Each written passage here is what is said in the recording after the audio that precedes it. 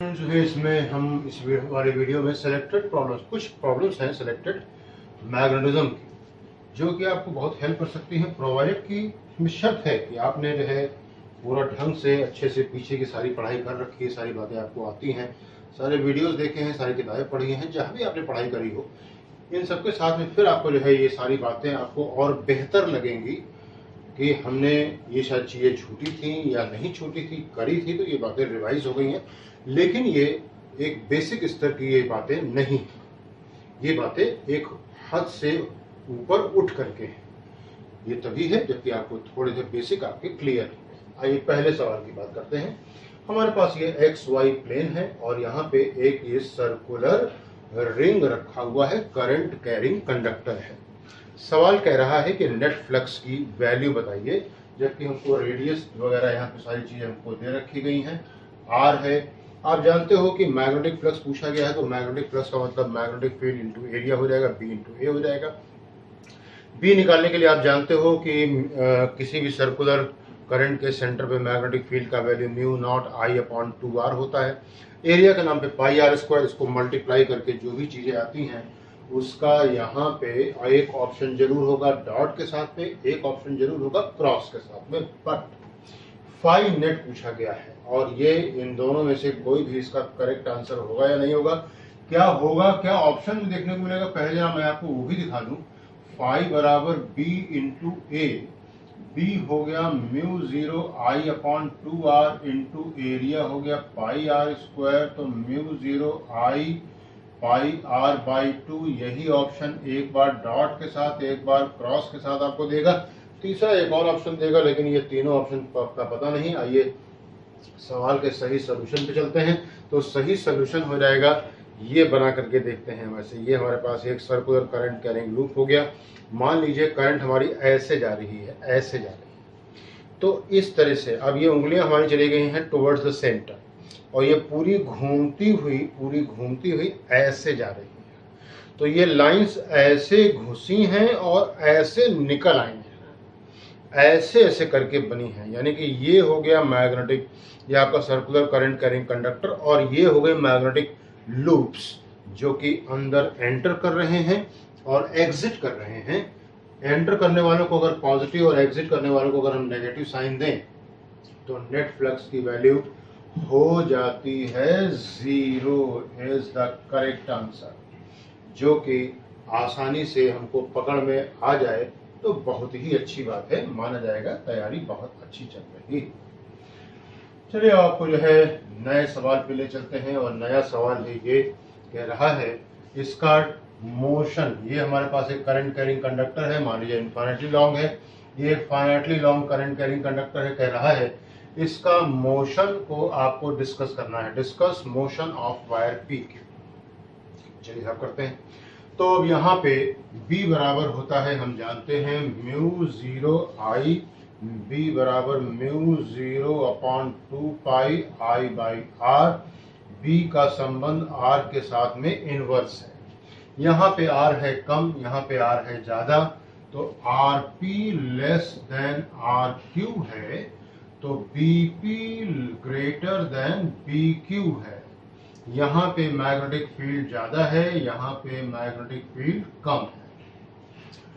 F बराबर IBL, तो फिर भाई क्या होगा कैंसर, यहाँ पे फोर्स की वैल्यू भी ज्यादा हो जाएगी Q वाले से, तो यहाँ पे फोर्स ज्यादा हो गया, यहाँ पे फोर्स कम हो गया। जो है उदाहरण के तौर पे मान लेते हैं यहाँ पे 10 न्यूटन है, यहाँ पे 12 न्यूटन है, तो 10 और 12 न्यूटन में 10 और 10 जो है ये मिल करके बना देंगे कपल। कपल होगा तो टॉर्क होगा, और टॉर्क होगा तो वायर को तो भाई रोटेट करना ही करना पड़ेगा। अब सवाल आया कि साहब जो है 10 न्यूटन और 12 न्यूटन है, तो 2 न्यूटन तो एडिशनल फोर्स बच गया, तो ये जो 2 न्यूटन बचा है इसका क्या होगा, कैसा नेट फोर्स बचा है, तो ये तो अगर वायर का इनर्शिया बहुत ज़्यादा नहीं है, कोई और रेजिस्टिव फोर्स नहीं है, फ्रिक्शन इतना ज़्यादा नहीं है, तो वो फोर्स तो जो है बॉडी को, वायर को ले ही जाएगा, यानी कि ट्रांसलेट करा देगा। यानी कि वायर का क्या हाल होगा, कहेंगे ट्रांसलेशनल भी होगा, ट्रांसलेशनल मोशन भी होगा और रोटेशनल मोशन भी होगा, ये बात ध्यान रहनी चाहिए। So wire will translate as well as rotate because your wire is in non-uniform magnetic field। ध्यान रहे बातों का। अगले सवाल पे लाया जा रहा है, कह रहा है direction of torque on loop बताइए साहब। यहाँ पे ये करंट कैरी कंडक्टर हो गया, ये लूप हो गया है और डायरेक्शन ऑफ टॉर्क पूछा गया है। और टॉर्क के डायरेक्शन के बारे में मैं नहीं जानता कि आप जानते हो या नहीं। टॉर्क बराबर एम बी साइन थीटा होता है। Maximum torque M B at an angle 90 degree, minimum torque 0 at an angle 0 degree. और वेक्टर फॉर्म में अगर मैं लाऊं तो ये m क्रॉस b हो जाता है और टॉर्क का डायरेक्शन m और b के प्लेन के परपेंडिकुलर होता है, ध्यान रखें। तो आपको m की दिशा चाहिए और b की दिशा चाहिए, आपको मिल जाएगा m क्रॉस b करके। अपना रूल लगाएंगे, i क्रॉस j बराबर k, j क्रॉस k बराबर i, k क्रॉस i बराबर j वगैरह वगैरह, और आपको डायरेक्शन ऑफ टॉर्क मिल जाएगा। तो पहला काम करें आप मैग्नेटिक फील्ड का डायरेक्शन निकालें और वैल्यू भी निकालें। तो ये हो जाएगा म्यू 0/2 पाई I1 बाई किसी भी जगह पे निकाला गया है, किसी भी जगह पे R पे निकाल दिया गया। What about the magnetic field, कहेंगे ये मैग्नेटिक फील्ड हो गई इनवर्ड माइनस का K कैप हो गया, माइनस का K कैप। अब सवाल इस बात का है, सवाल अब इस बात का है कि हमें m निकालना है। तो सर m का फॉर्मूला जानते हो क्या? कहेंगे बिल्कुल जानता हूँ, m बराबर n i a हो गया। अच्छा n कितना हो गया? कहेंगे n1 हो गया, i हो गया, एरिया के नाम पे a स्क्वायर हो गया। अब जरा डायरेक्शन भी तो बता दो भाई। कहेंगे डायरेक्शन ये देखिए, ये रहा हमारा करंट, थंब जा रहा है करंट के डायरेक्शन में, ये गया उंगलियां सेंटर के डायरेक्शन में और ये टर्न दे दिया, चला गया अंदर। सर ये तो माइनस का k हो गया, कहेंगे यस। तो टॉर्क बराबर m क्रॉस b की बात हो रही है। तो टॉर्क बराबर m क्रॉस b में ध्यान से देखें, वैल्यू जो भी हो minus k cross minus k आ गया है। और भाई i cross i, j cross j, k cross k 0 होता है और ये वैल्यू 0 हो जाएगी। कोई डायरेक्शन का सवाल ही नहीं, क्योंकि टॉर्क है ही नहीं। तो इस तरीके से इसको आपको जो है करना चाहिए डिस्कस। यूं ही देख करके जल्दीबाजी में कतई सवाल मैग्नेट के नहीं लगाने चाहिए, क्योंकि मैग्नेट का दो ही पार्ट होता है, एक तो न्यूमेरिकल पार्ट और एक डायरेक्शन वाला पार्ट। डायरेक्शन वाला पार्ट आपको हमेशा परेशान करने के लिए सफिशिएंट है, इतना मटेरियल वहां पे मौजूद है। अगले सवाल पे आइए। ये हमारे पास एक लूप है CAD, CD, CBD और ये मैग्नेटिक फील्ड B बराबर 5 टेस्ला के घेरे में करंट बहती हुई यहाँ पे 3 एम्पियर, और कह रहे हैं कि हर side, each side is 2 metre, पूरे पे फोर्स पूछा गया है।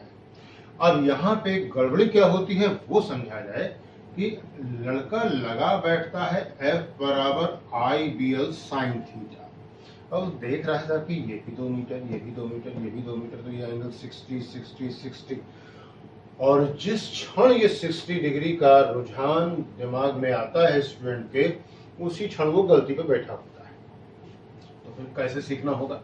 सीखना ऐसे होगा कि ये IBL साइन थीटा है, इसका वेक्टर फॉर्म अगर आप लाओगे तो ये IDL क्रॉस B हो जाएगा।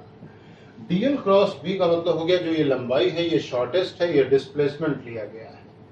तो इसका क्या मतलब हो गया? कहेंगे आप देखो CAD पे फोर्स निकालना है तो आपको CAD में शॉर्टेस्ट डिस्टेंस लेना होगा, दैट विल बी CD।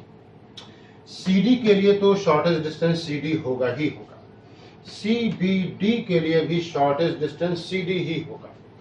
ये है सवाल का असली पेंच। ये अगर नहीं आता है तो आप जरूर साइन 60 के बिछाए हुए घेरे में फंसोगे और सवाल गलत हो जाएगा। तो क्या किया जाए? कहेंगे फोर्स ऑन ईच पार्ट निकालिए जरा, फोर्स ऑन ईच पार्ट। तो क्या हो जाएगा? कहेंगे IBL 3 हो गया, 5 हो गया और 2 हो गया, 5 या 15 दूना 30 न्यूटन हो गया। Force on each CAD, CD, CBD सब पे फोर्स लगा है 30 न्यूटन। तो नेट फोर्स का क्या हाल?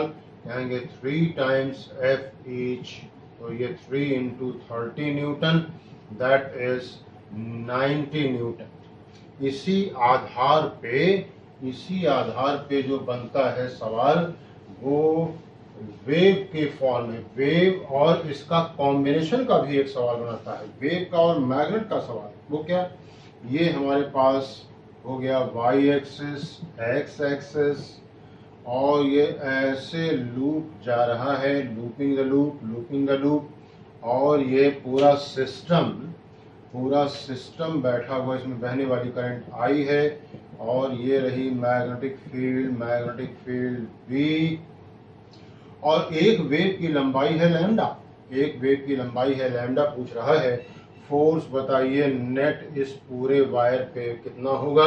कहेंगे फिर से एक बार हमें काम करना पड़ेगा, F बराबर आई बी एल साइन थीटा, और यहाँ पे हमें आई रहेगा, बी रहेगा, और लंबाई L के लिए हमको शॉर्टेस्ट लेंथ चाहिए होगी, तो ये लैम्डा हो गया, यहाँ से यहाँ तक के लिए ये लैम्डा हो गया, और फिर ये यहाँ से यहाँ तक के लिए लैम्डा बाई 2, आधी वेव है, तो 2 लैम्डा प्लस लैम्डा बाई 2 यानी कि 2.5 लैम्डा, 5 लैम्डा बाई 2, या कह लिया जाए 2.5 आई बी लैम्डा।